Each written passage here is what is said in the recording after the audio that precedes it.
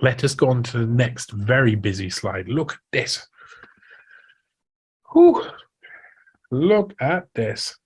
So, mega cities. Now, I was talking about games that weren't completed earlier, and I was talking about civilization. And the first time I came across the idea of mega cities was on probably Civilization 2, maybe Civilization 3. I can't quite remember where they had the, I think they were called ecologies, which was like cities that had domes over the top so that the pollution all gets, air conditioned and stuff. And like whose ideas of mega cities once upon a time was like, wow, can you imagine those? Well, I can now. I can imagine them. They'll be monstrous. There'll be places which will be completely and utterly monstrous. And as you see, this slide is bloody monstrous. Look how big it is. Look how big. So we've got a lot to go for on this. And there's a lot of points. And so, listen, I really hope that you're understanding why I'm doing this and why this is really important. Here we have their version of the future written down and visually given to us. And they say this, visual is really important. Have something to look at, have something to see. Don't coerce them. Let them see. Well, we got to understand what they see for our future because this is them in control. And if you've seen the "You'll Own Nothing and Be Happy," like the article that came from "You'll Own Nothing and Be Happy" originally. That was written up by a woman who basically had been trained on these sort of ideas of mega cities and tried to sell it to people as, oh, look what the future will be like. You won't even own your house, or you'll sleep somewhere and then someone else will sleep there when you finish sleeping there, and you won't own your kitchen and you won't own your living room. You'll just exist, blah, blah, blah. Look how wonderful the world is. And it sounds like a nightmare to the majority of us. Mega cities sounds like the nightmares. I mean, I was in Santiago recently. Santiago's like 8 million people, I think. So it's almost half of the population of Chile is all in one city, and it's a hellhole. There's shacks up all over the place, plastic and cardboard shacks. If you video there, you'll get attacked by homeless people who are really sensitive about the fact that they've got a terrible life. All of their water supply is dirty. Everything about it is a place that I would not want to live in. And this is what they've got to sell us. They've got to sell us this. They've got to get us out of the rural areas and stick us in the urban. And this is the ultimate urban. There is a difference between urban, as we'll see in this, there's a difference between urban and megacities. Because if you live in an urban area, like a built-up area, like for instance, my hometown of Cardiff has a population of 400,000, and it's a really nice sort of like balance of everything. That's not what they want. Massive buildings where everybody lives in 100-story tower blocks, and their life are manipulated and controlled from morning, noon, and night, year after year, and they no longer live like humans lived before. And it's a way of being able to create people into slaves and brainwash people easier if they're constantly stuck in this environment. It's also a way to completely and utterly obliterate humaneness out of humanity. So, inclusive growth. This is one thing they try and sell, hey, we're going to grow these mega cities and we want to be inclusive. You want to be inclusive. You want to force people into mega cities. And like I said earlier, they want you to believe that all of the land's built on, and it's just not so. They want you to do that so they don't have to supply you resources. They don't have to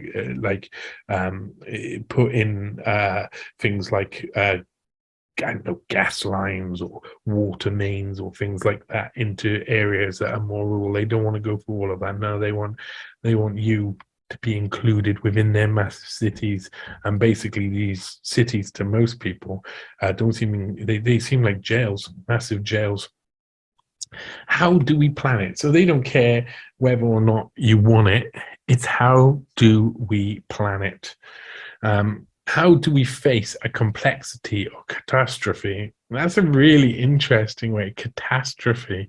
So what happens with a catastrophe? Well, you can imagine if you had a megacity and a nuclear bomb went off there. That's not just, it's not just 100,000 people killed, 200,000. It's millions of people killed.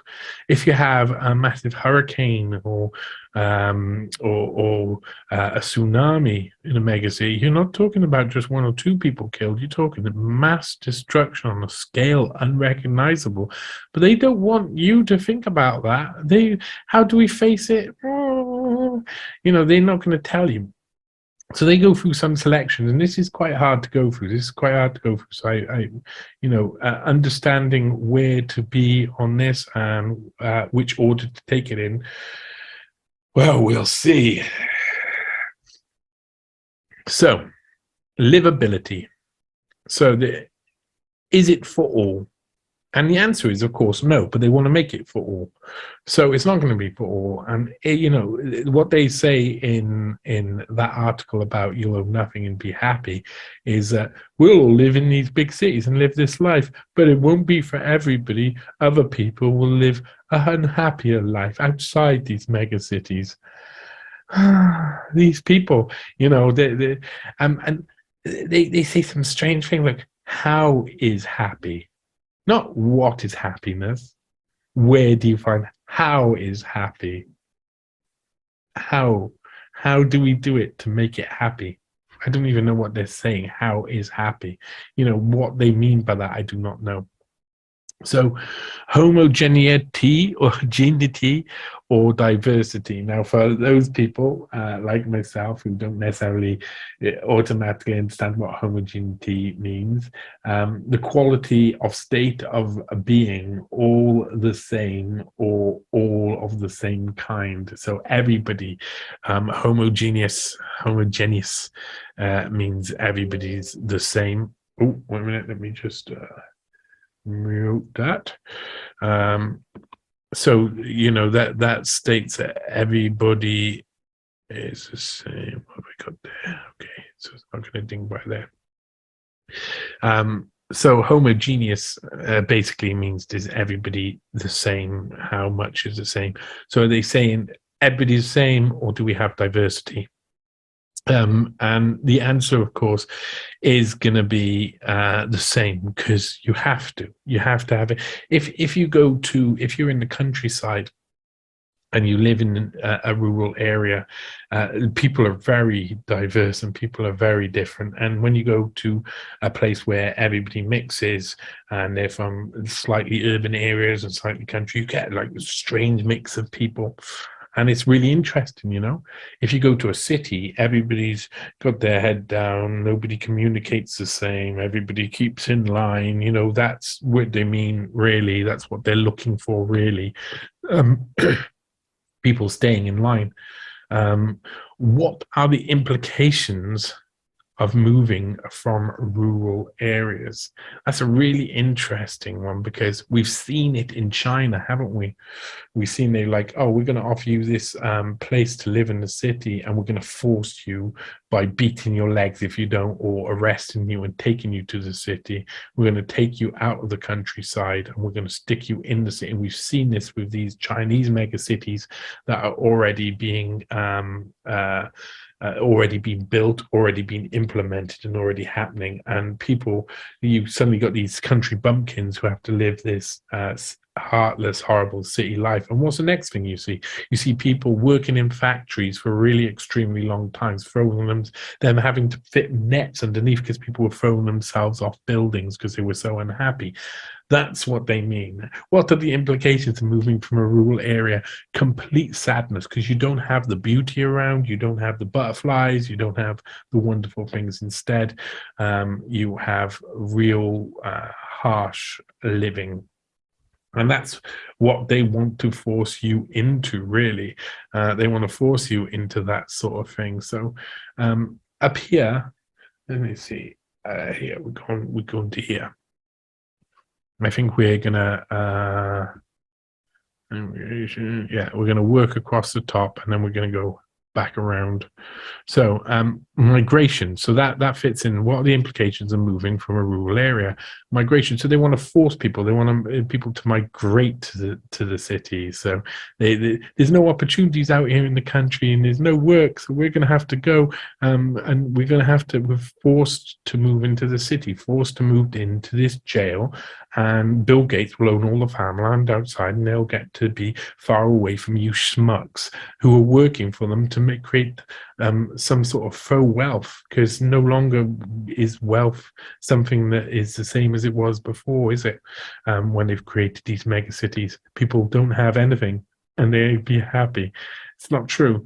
They won't have anything and they'll throw themselves off buildings. So prepare for that. And it's a kind of if you look back at 2000 AD, which was a British magazine comic book back in the day that had like different types of futuristic and some like fantasy stories within them. One of them was Judge Dredd, and of course Judge Dredd was in Mega City 1. He was it was the American, one of the American, after the nuclear wars that meant most of the land, it wasn't livable. People were stuck in these mega cities.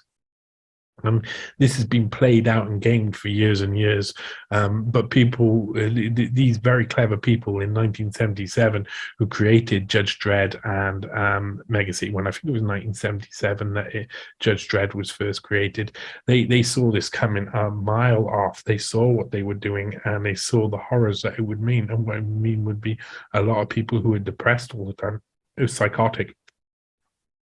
People stuck together, people turn psychotic. That is a fact. So when they talk about megacities, they say populations above 8 million, 10 million people. So I was saying Santiago is already 8 million. London is already something like 10 million. I think Paris is something like 10 million. You know, these cities already exist, but they want this to even be more smaller, bigger, higher up. So, you know, they get to have more area outside that doesn't include us schmucks, because that's what they want. So change in action. This is a change. This is a massive change. This is, we are changing so many different things about how we live our lives when we go from having a choice between cities, slightly urban areas and rural areas, when we have a choice between three things, to then be shoved into what are mega cities is going to be a complete difference, and they know this. So innovation dash creativity. So innovation is a catalyst for creativity, I think they're saying here, and maybe vice versa. But they need innovation and creativity because they need to trick you into this in the first place, and they need to make it sustainable. And that is going to take new technologies, new ideas, and the idea of owning nothing and being happy is one of those innovations, a creative innovation that is a catalyst for this creation of the megacities, or at least some sort of making people believe that it can exist, than making people that believe it can be workable. Poverty, a part of the change in action is poverty.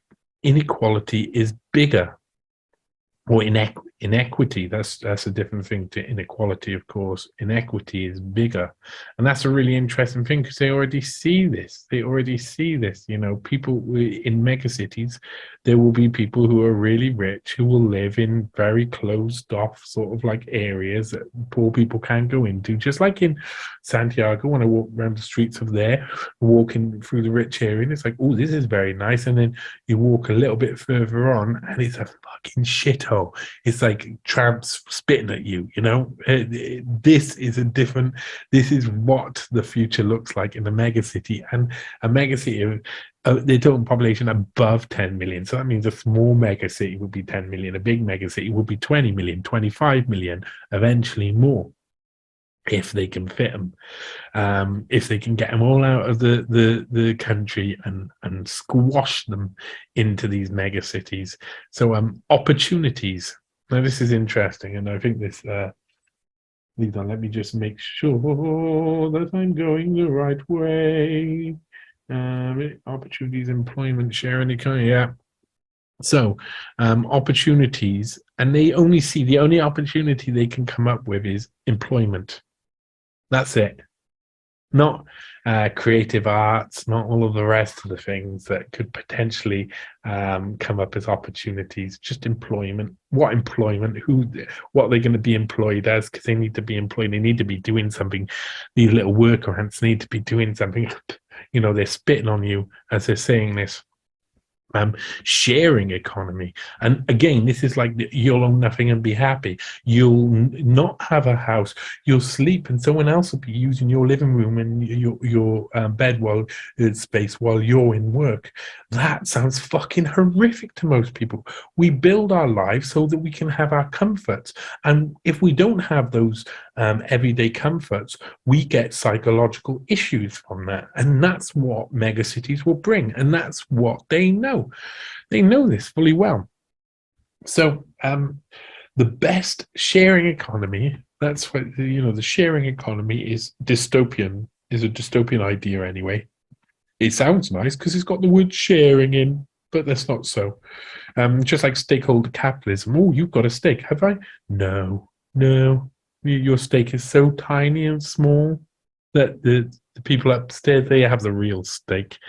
Because they're your employers. You're the slaves. It's modern slavery. This all mega cities, all of sharing economy, modern slavery. That's all it is.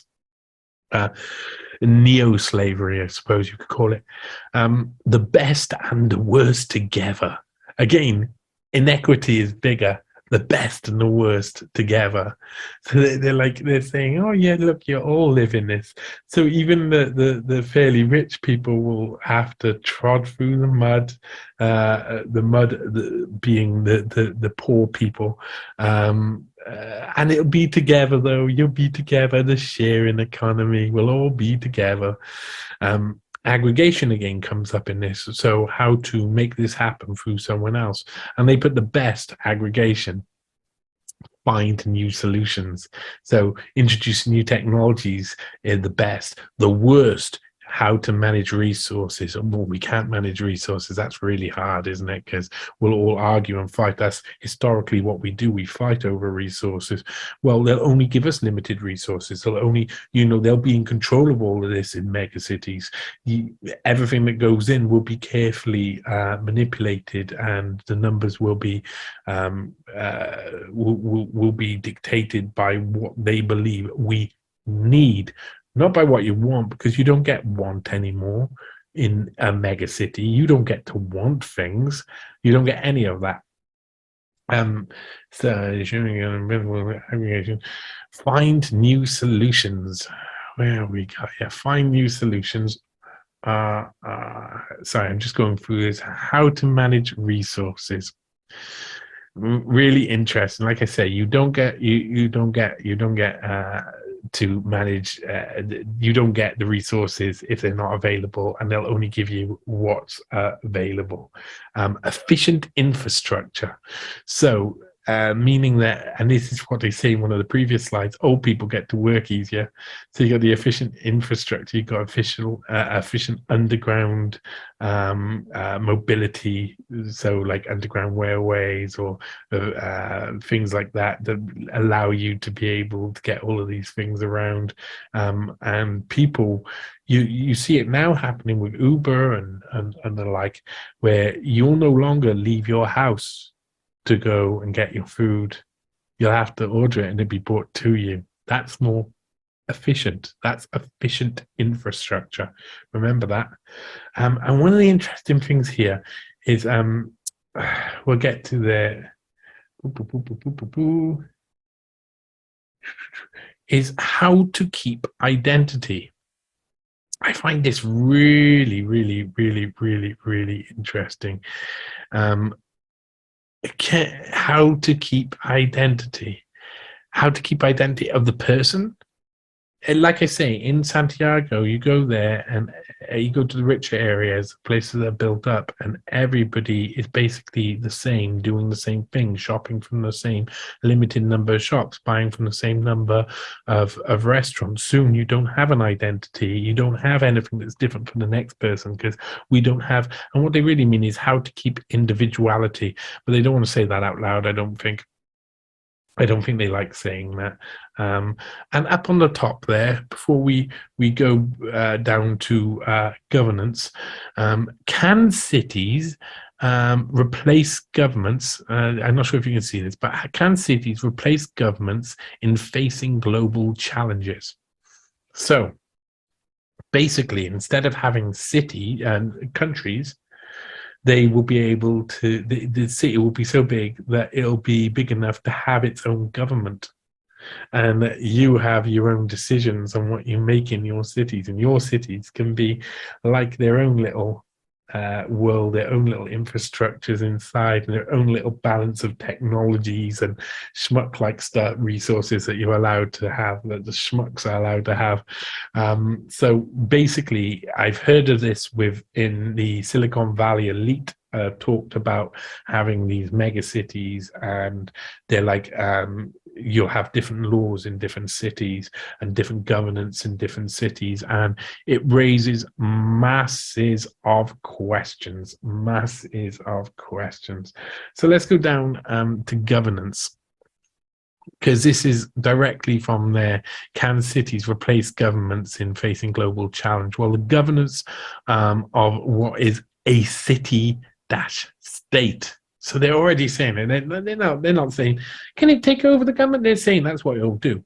That's what we've mapped it out, and you don't have any other choice.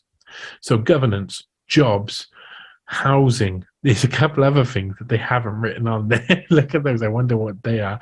But they're not. So housing, governance, jobs, housing, a city-state. Underneath it says by design or by evolution. Do we design the governance of these city-states to be a certain way so that people who like a certain thing will be attracted to a certain megacity?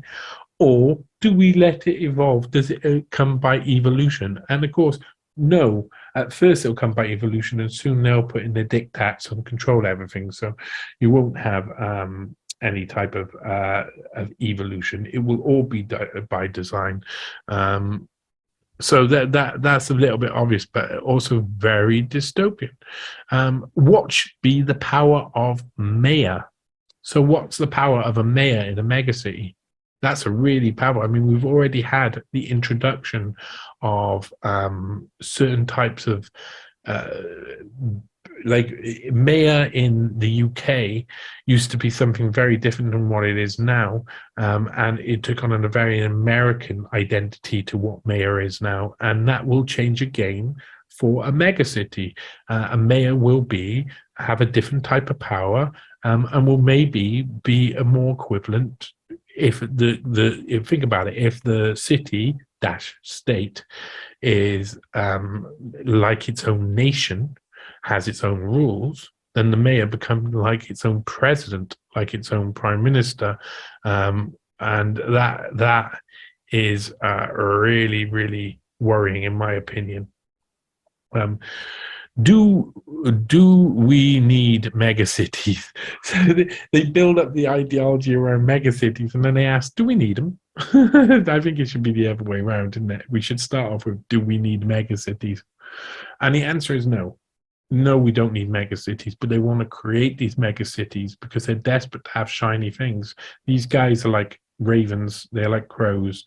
They're desperate for shiny things. They're not as beautiful as crows and ravens, but they're desperate just in that way. In the analogy of a crow is that they're desperate for their shiny things. That's definitely what they want. We have technology. We have technology. Will it solve the problem? So we're going to come down to him, and then we're going to go back up again. Will it solve the problem? Probably not. And take care of young talents. That's interesting. they say take care of young talents. Again, they're looking to take certain people out and say, oh, look, you're a pioneering person who believes in our way of thinking, so you will be promoted in amongst that. But what it'll be like the counselors on the street, and we talked about this in one of the previous slides, what their idea of counselors is like. Most of them are detached from reality, but take care of young talents. I don't know what that means, because I think it's really teaching or brainwashing people to be a certain type of way, to a certain type of way. And I have missed one thing that we should go up. Think about a different map. That's a really interesting one as well. Think about a different map. So if you had read Judge Dredd and those type of things, you've got Mega City 1 on the one side, Mega City 2 on the other side. In the UK, you've got Britsit 1, and suddenly the map becomes, everything's clear apart from these big cities. Now, to create that in that scenario, they needed mass nuclear war all over the place so that you couldn't live anywhere else in the world and you had no options. Think about that. But think about how to make the map different. So here we go. Let's go back across this side. Over here, we looked at livability, but we got down to here, which is, what is the ultimate size of a city? Now, that's an extremely interesting question, and there's lots of things that will come up here. What's the ultimate size of a city? Consumer becomes producer. This is interesting as well. Consumer, the ultimate size of a city, if it's a mega city and the minority is 10 million, how big does a city get before its infrastructure starts to bow under the pressure, starts to break apart? It's a question they're asking and they don't know the answer. So I think what the answer is, they'll push the limits until the first iteration of their mega cities falls and crumbles a bit, and then they'll start again. So again, by design or by evolution, as they say, I think by design at the start, and then when things break apart, then a little bit of evolution followed by more design. Consumers become producers. Now, this is, again, interesting. Consumers become producers. Sharing. Again, they keep saying sharing, but what they mean sharing is that you don't own anything. You have to use other people's stuff. You have to use other people's homes. You have to use other people's stuff. You don't own anything. You don't, I mean, in their world, you don't even have a suitcase. You don't have clothes. You don't have those sort of things. How does this all work? Who knows? They haven't thought through those things. They'll create new problems that come from consumer being producer, and I think that is very interesting. New problems. They haven't ironed out nearly all of this. They're stepping in as they go, and you're going to have to accept that. New assets. Like I say, you won't own your house. You will sleep somewhere, and then someone else will be sleeping there when you're gone. So that will mean it will create a new kind of asset. And how will your stuff work? Well, it'll be new assets. Where will you keep them? That's yet to be worked out. So that's interesting. And coming off from what is the ultimate size of the city, we have what we got. Let me just make sure that we are covering every sort of area of this. Well, let's just go through it. Allow organic evolution. Okay, that's interesting. Allow organic evolution. Now, they haven't said that throughout it, and there's no such thing as organic in a manipulated, designed city, is there? So the organic evolution sounds like organic devolution, where some areas get worse and some areas get better, and they allow it to happen so that people have that sort of mix. So back up here was the ultimate size of the city. There's more to this. There's more here. Consider all urban systems. So, of course, you have to consider all urban systems. That's everything from transportation, as you see just above, but also food, clothing, housing, all these different, and they consider all urban systems, manipulate and change everything that we currently know. How do we develop trust? Already, like, if they want to force us to megacities, they got to develop trust. Well, in China, they haven't, have they? They just forced people into there and they beat them around the legs if they didn't go into it. And that's what our future looks like. Because a load of people who currently live in places that are really quite nice won't want to move to these urban hellscapes. They just won't want to do it. So how do we develop trust and then use that to manipulate people is what they mean.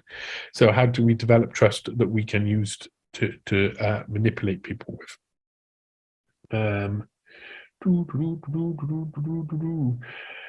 Technology enabling doing new and creative things. So technology enabling doing new and creative things.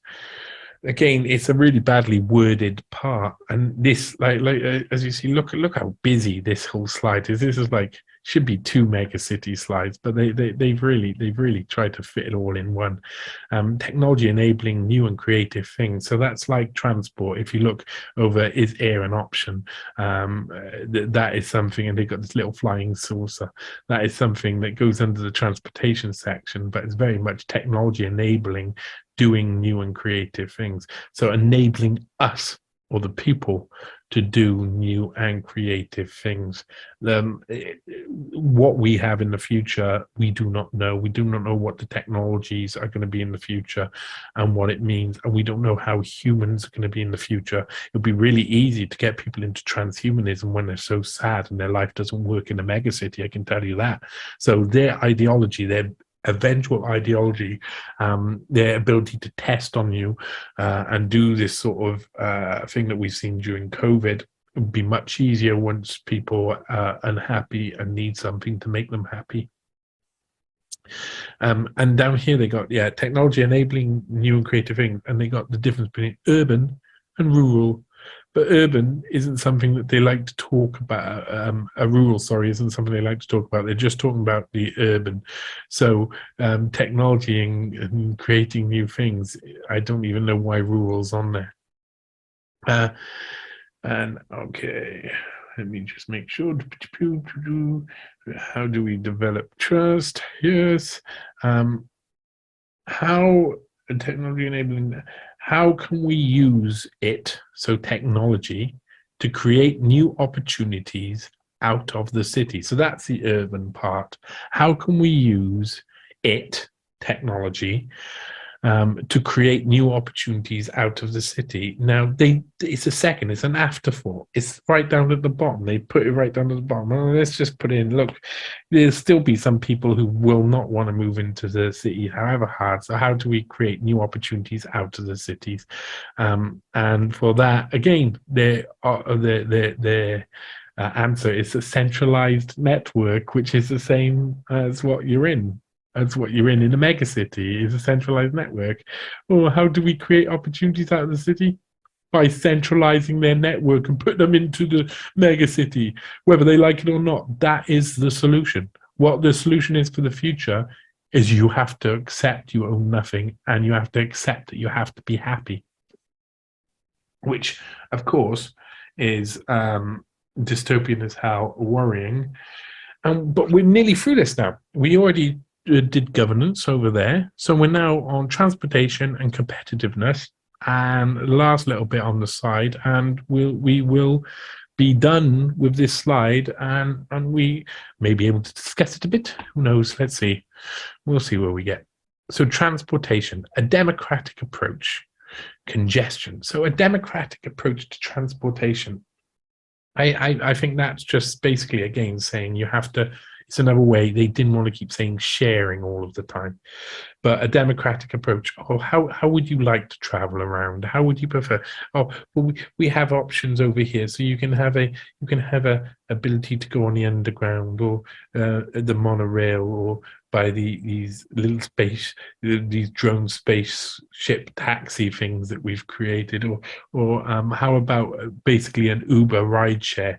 in Chile is a test bed of a lot of the fourth industrial revolution technology. And one of the things they do a lot here is share taxis, something I'm not used to at all elsewhere, is where you're getting a taxi, and as it's going through the streets, it'll be picking up people as they go. And it's called like ride sharing. It's a ride sharing aspect, but it feels very much like that's what poor people have to do, because we won't let you have the resources to be able to drive yourself. They will take things away. So democratic approach means everybody has to share and work together, and we'll come to this solution together by giving you a limited number of options. So you are forced into, funneled, filtered into the way we want you to do this. So you talk about congestion. It's a mega city. We've created a city that is completely and utterly, everybody's stuck in there and everybody's trapped in there. So it sounds awful to most people, and that's what a mega city will bring, is congestion. There's no way around it. But they just put it as a little side note over there. They got no options. What is the reality we can change with design thinking? So how can we change this congestion and all of the transportation needs with design thinking? This is a very simple way to say they don't have solutions. They don't have a solution for you. They're working out as they go along. Design or evolution, a little bit of both, because we don't know what the fuck we're doing. We're just going to push you in here and hope something comes from it. And the creativity brings solutions. Yes, it does. And of course, underneath there, they got 3-dimensional transportation. Consider all urban systems 3-dimensional transportation. So they're saying underground, overground, wobbling free up in the sky. You'll have all of these different versions. Is air an option? Is where that comes into, with this little spacecraft that flies around. And 3-dimensional transportation. Well, they talk about this a little bit as well. This is kind of connected with competitiveness. So competitiveness is the last part of this terribly horrific megacity slides. So we've been through a lot of it, and you can see it would take a much longer, this would probably be a whole morning of talking, just this one slide to get through. If you were in a proper training meeting, I'm trying to go through it kind of ad hoc. I've prepared like a slight bit, but really I am going through it ad hoc. I'm just hoping that it's been enlightening to you in some way. It makes you ask questions, makes you think about things. Maybe you'll have to watch it a couple of times to be able to understand what is happening here. But it's really important to understand through their perspective, through their vision of the future, what our future looks like if they are in control. We need to understand this. So competitiveness, developing countries. Well, is that developing countries or is that developing city-states? They talk about that over here with the governors. A city-state is what they lead on to. So competitiveness. Of course, the developing countries aren't going to necessarily have amazing megacities from the off as well. And so that's what they want to do. They want to say, oh, look at how amazing these megacities are, where you've got everything and people fly around. You could have that in the developing countries. All you got to do is give up all of your lands, stop being custodian of the land, stop having your life that you're used to, stop having your traditions and your culture, and get stuck into this and all be worker bees, worker ants for the elite, because that's what this is. These are jails. They're working jails for the elites, so that they can live out there in the rural environments, have all the beauty of nature, and we don't get any of it. Work out what they're doing here. They're pushing you into a jail cell, pushing you into a technological jail cell where they can experiment on you and where you want, and where your reality is what you know and what is around you, and what you don't know isn't there anymore. And a couple of generations down the line, they know that no one will know what's outside the walls. No one will know what's outside the walls of their environment, and they'll be so used to this schizophrenic environment that it will be nature that turns people into madness. You know, I know that sounds hard to believe, but it's the way the mind works. So, developing countries, urbanization, they put in there, global growth. What does it mean? Well, global growth, they want to limit that growth, don't they? They want limits to growth, as the Club of Rome very eloquently put it. They want limits to it. And what does that mean, global growth? Well, it means that they want to stick you all in mega cities. Yeah. And urbanization is the future, not the past. So how to add value for everybody. And in next to it over here, they got incentivize growth fiscally. So, we bring you into this city, into this mega city, and you'll have look, you'll be given, like in China, you'll be given this, but look, you've got a house, you got a flat, you got this area. Get used to living there. Eventually it'll be taken off you and you'll own nothing and be happy. But until then, you've got something for free, haven't you? You don't have to live in your shack in the middle of the country and be cold in the winter, do you? No. And we don't have to supply you with loads of different things. No, we can just make it really, really organized so that we can give you the dregs and you don't know what you don't know again. So how to add value for everybody? Give them a little bit of money first and then slowly make them share everything. That's what it sounds like to me. And here you go, with urbanization and competitiveness, narrow. This is attached to three-dimensional transport as well. The firm collective unit. So what is this? Complex. So narrow is the firm, complex is a collective unit. So together, us working together is complex, and us being ruled by the firm, I suppose, by the people up top, is a narrow idea, and somewhere in between there is the real answer. And here we go, maximizing economic freedom. So economic freedom for who again? Economic freedom for who? You won't have economic freedom because you'll own nothing. So how will you have maximized economic freedom? You won't. They're talking about them. They're talking about business. They're talking about enterprise. They're talking about their wealth collection, their wealth gathering. The Pareto distribution means that all of the wealth is now up top. And what do you have? Nothing. You own nothing. You have to be happy. We've maximized our economic freedom. The stakeholders in society, the real stakeholders, they've got it. And they say underneath, it doesn't guarantee growth. No, it doesn't. It doesn't. And especially not when you're trying to limit the growth. And you do that by whatever manipulation you think. Can you imagine what a pandemic would look like? City to city. You'd have mega cities, you'd have mega city news. So you've got all your news coming to you controlled in your one city. You might not even see the same news that's out in another city. You might not even experience a pandemic. The next city along might not even be communicating with you anymore. And that's something you're going to have to get used to. Lack of communication between mega cities and them being separate rocks, their own little rocks. Are urbanization and mega cities the same thing? No, the answer to that is simply no. Like I said earlier, Cardiff is 400,000 people. It's classed as an urban area. The urbanization of those areas mean that people live in those areas. Is that the same as a megacity? No, of course it's not. So urbanization isn't necessarily megacities. Megacities are when urbanization goes out of control. In my opinion, in the opinion of nearly any free-thinking, sensible person, that's what we know. So the collective unit, maximizing economic freedom, they got a hand underneath here, and it goes to people opportunities.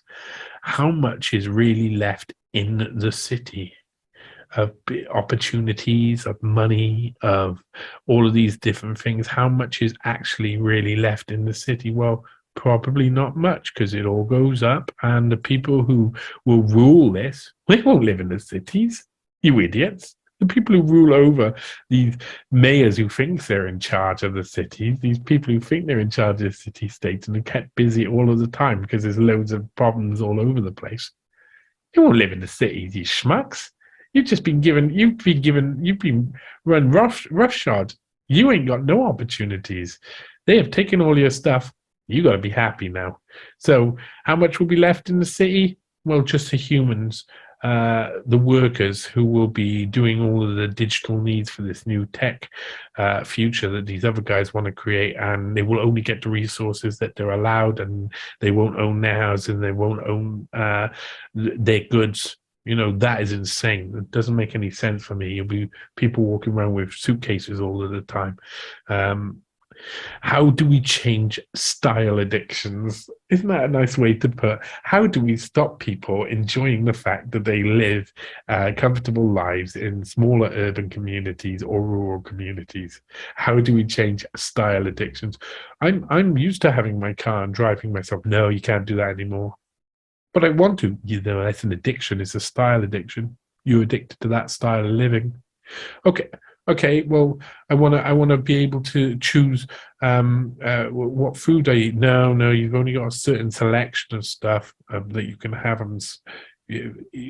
But I don't want that. Yeah, well, you've got an addiction, haven't you? Addiction to the things that we don't want to give you to. Suddenly, addiction becomes about what they're willing and not willing to supply you with anymore.